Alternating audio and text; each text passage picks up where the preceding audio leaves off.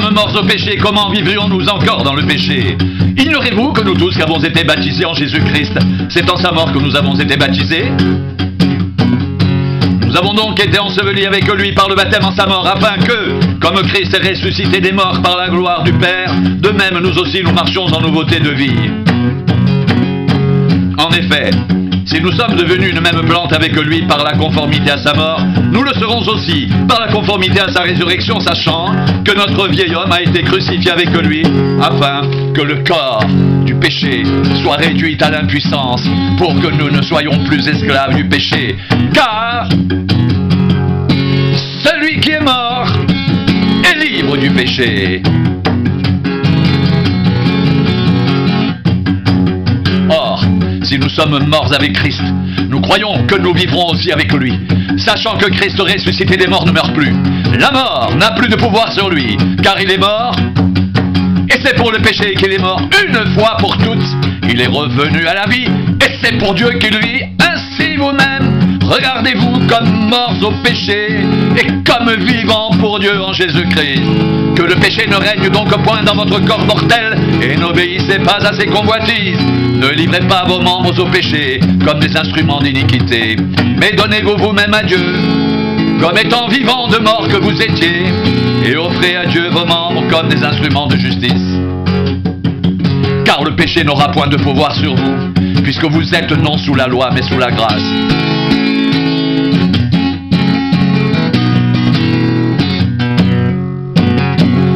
Quoi donc? Pécherions-nous parce que nous sommes non sous la loi mais sous la grâce? Loin de là. Ne savez-vous pas qu'en vous livrant à quelqu'un comme esclave pour lui obéir, vous êtes esclave de celui à qui vous obéissez, soit du péché qui conduit à la mort, soit de l'obéissance qui conduit à la justice. Mais grâce soit rendue à Dieu, de ce que, après avoir été esclave du péché, vous avez obéi de cœur à la règle de doctrine dans laquelle vous avez été instruits. Ayant été affranchis du péché, vous êtes devenus esclaves de la justice. Je parle à la manière des hommes à cause de la faiblesse de votre chair. De même donc que vous avez livré vos membres comme esclaves à l'impureté et à l'iniquité pour arriver à l'iniquité, ainsi maintenant livrez vos membres comme esclaves à la justice pour arriver à la sainteté. Car lorsque vous étiez esclaves du péché, vous étiez libres à l'égard de la justice. Quels fruits portiez-vous alors? Des fruits dont vous rougissez aujourd'hui, car la fin de ces choses c'est la mort. Mais maintenant, étant affranchis du péché et devenus esclaves de Dieu, vous avez pour fruit la sainteté et pour fin la vie éternelle. Car le salaire du péché c'est la mort, mais le don gratuit de Dieu c'est la vie éternelle en Jésus-Christ notre Seigneur. Ignorez-vous, frères, car je parle à des gens qui connaissent la loi, que la loi exerce son pouvoir sur l'homme aussi longtemps qu'il vit. Ainsi, une femme mariée est liée par la loi à son mari tant qu'il est vivant. Mais si le mari meurt, elle est dégagée de la loi qui l'a liée à son mari. Si donc du vivant de son mari, elle devient la femme d'un autre homme, elle sera appelée adultère. Mais si le mari meurt, elle est affranchie de la loi, de sorte qu'elle n'est point adultère en devenant la femme d'un autre. De même, mes frères, vous aussi, vous avez été par le corps de Christ mis à mort en ce qui concerne la loi, pour que vous apparteniez à un autre, à celui qui est ressuscité des morts, afin que nous portions des fruits pour Dieu. Car lorsque nous étions dans la chair, les passions des péchés provoqués par la loi agissaient dans nos membres de sorte que nous portions des fruits pour la mort.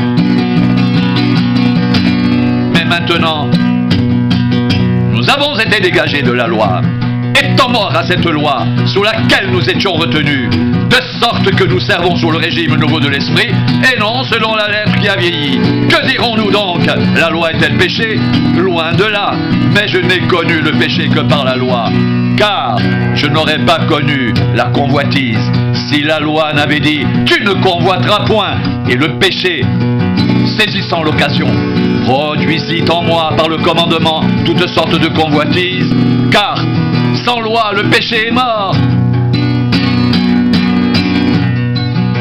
Pour moi, étant autrefois sans loi je vivais, mais quand le commandement vint, le péché reprit vie et moi je mourus. Ainsi le commandement qui conduit à la vie se trouva pour moi conduire à la mort, car le péché saisissant l'occasion me séduisit, par le commandement, et par lui me fit mourir. La loi donc est sainte, et le commandement est saint, juste et bon.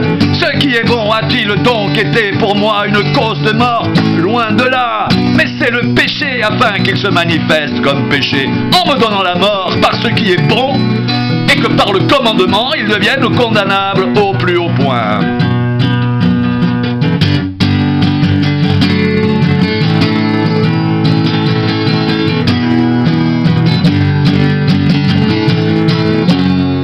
Nous savons, en effet, que la loi est spirituelle, mais moi je suis charnel, vendu au péché.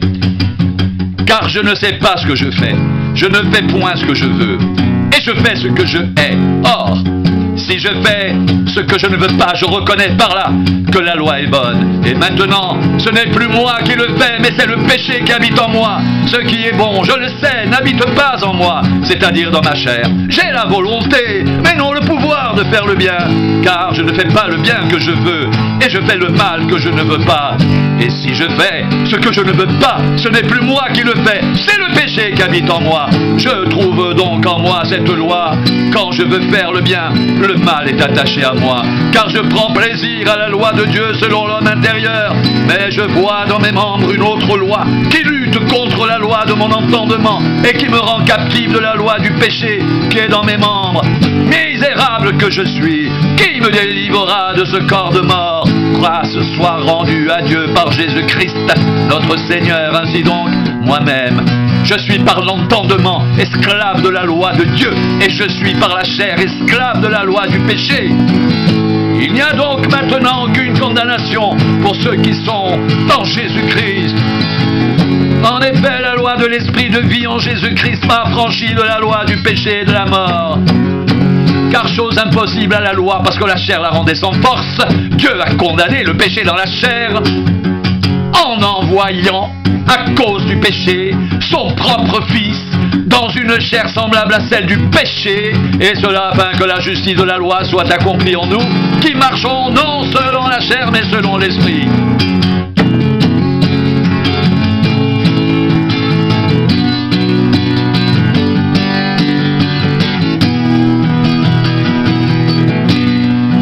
Ceux en effet qui vivent selon la chair s'affectionnent aux choses de la chair, tandis que ceux qui vivent selon l'esprit s'affectionnent aux choses de l'esprit.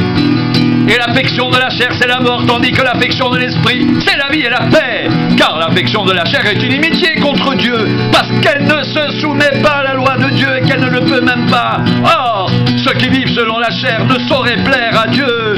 Pour vous, vous ne vivez pas selon la chair, mais selon l'esprit, si du moins l'esprit de Dieu habite en vous. Si quelqu'un n'a pas l'esprit de Christ, il ne lui appartient pas.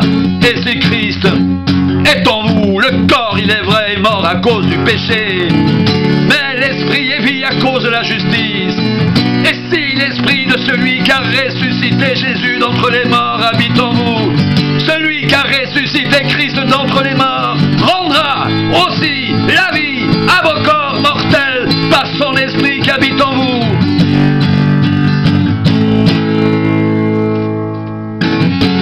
Ainsi donc, frères,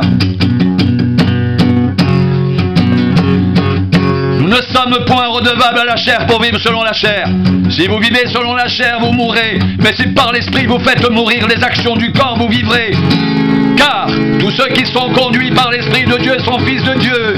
Et vous n'avez point reçu un esprit de servitude pour être encore dans la crainte, mais vous avez reçu un esprit d'adoption par lequel nous crions « Abba, Père !»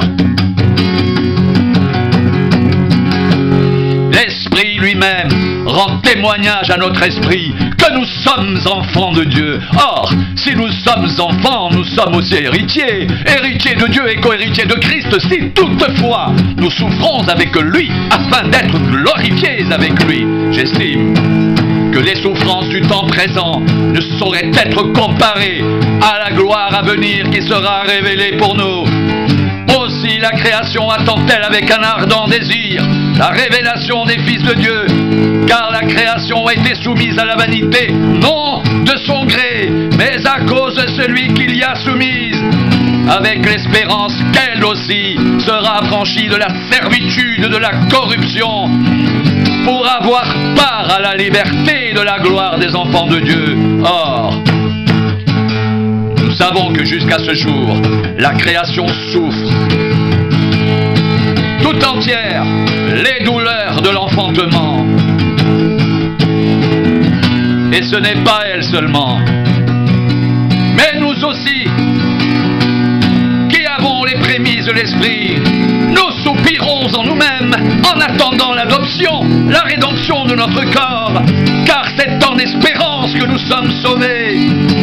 Or l'espérance qu'on voit n'est plus espérance, ce qu'on voit peut-on l'espérer encore?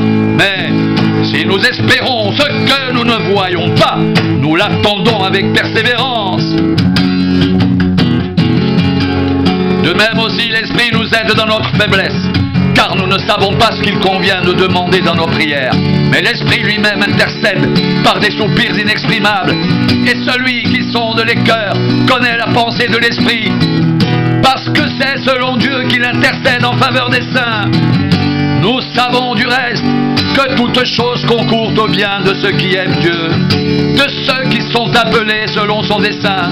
Car ceux qu'il a connus d'avance, il les a aussi prédestinés à être semblables à l'image de son Fils, afin que son Fils soit le premier-né de beaucoup de frères. Et ceux qu'il a prédestinés, il les a aussi appelés. Et ceux qu'il a appelés, il les a aussi justifiés. Et ceux qu'il a justifiés, il les a aussi glorifiés. Que dirons-nous donc à l'égard de ces choses?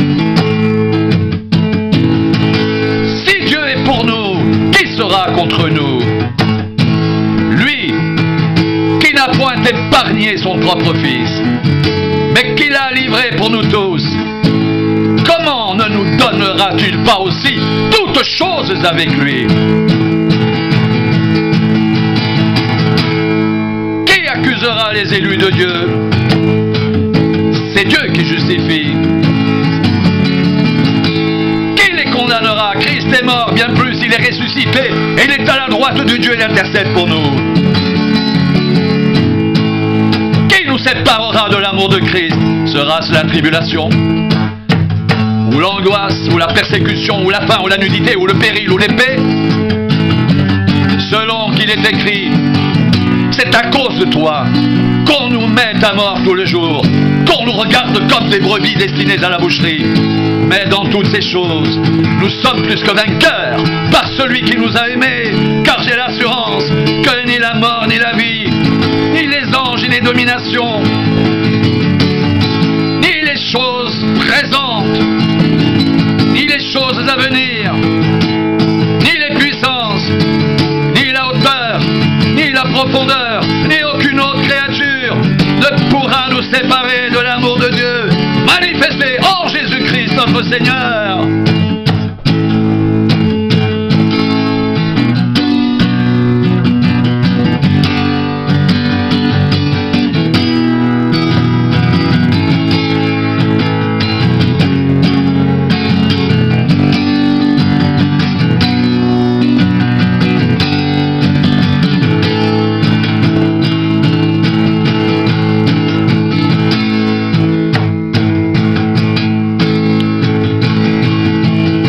Nous savons du reste que toutes choses concourent au bien de ceux qui aiment Dieu, de ceux qui sont appelés selon son dessein. Car ceux qu'il a connus d'avance, il les a aussi prédestinés à être semblables à l'image de son Fils, afin que son Fils soit le premier-né de beaucoup de frères. Et ceux qu'il a prédestinés, il les a aussi appelés. Et ceux qu'il a appelés, il les a aussi justifiés.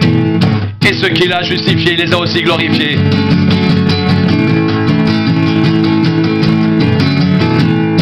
Que dirons-nous donc à l'égard de ces choses? Si Dieu est pour nous, qui sera contre nous?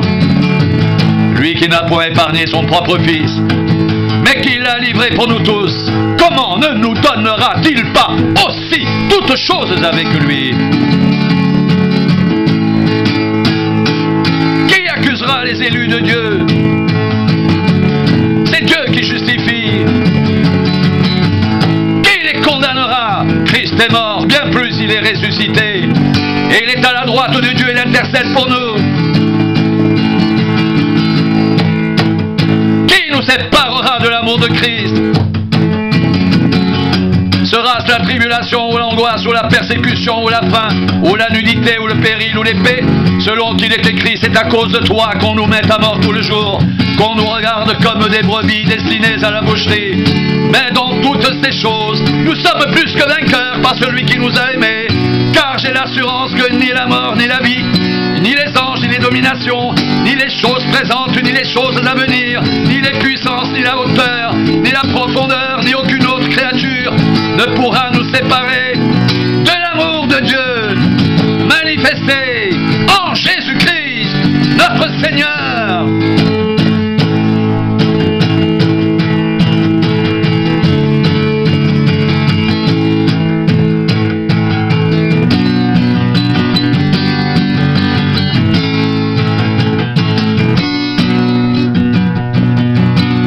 Dans toutes ces choses, nous sommes plus que vainqueurs par celui qui nous a aimés, car j'ai l'assurance que ni la mort, ni la vie, ni les anges, ni les dominations, ni les choses présentes, ni les choses à venir, ni les puissances, ni la hauteur, ni la profondeur, ni aucune autre créature ne pourra nous séparer de l'amour de Dieu manifesté en Jésus-Christ, notre Seigneur.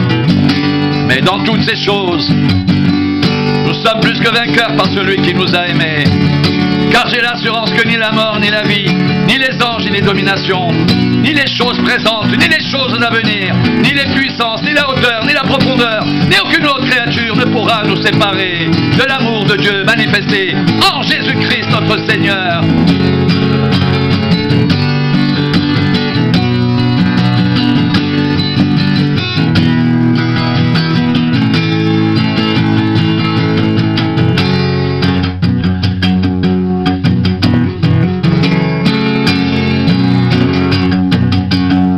Mais dans toutes ces choses, nous sommes plus que vainqueurs par celui qui nous a aimés, car j'ai l'assurance que ni la mort, ni la vie, ni les anges, ni les dominations, ni les choses présentes, ni les choses à venir, ni les puissances, ni la hauteur, ni la profondeur, ni aucune autre créature ne pourra nous séparer de l'amour de Dieu manifesté en Jésus-Christ notre Seigneur.